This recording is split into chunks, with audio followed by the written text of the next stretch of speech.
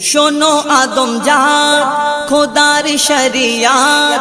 ইবাদত করে শুধু পাবে না জান্নাত ওই ইবলিসের মতো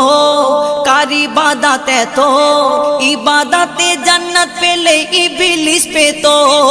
মনেতে রেখে ওই পাপ ইবাদতে কি লাভ মনেতে রেখে ওই পাপ ইবাদতে কি লাভ সারা ইবাদতে বরবাদ যদি মনে পাপ রয় ইবাদতে বরবাদ যদি মনে পাপ রয় তোর মনে ইবলিস যদি বেঁধে রাখে ঘর তওবা করে ভেঙে দে রে ইবলিসের সেই ঘর শোন ওরে তানবীর কালাম লিখে রাখ বলে দিলাম শোন ওরে তানবীর কালাম লিখে রাখ বলে দিলাম ইবাদতের অহংকার করা ভালো নয়।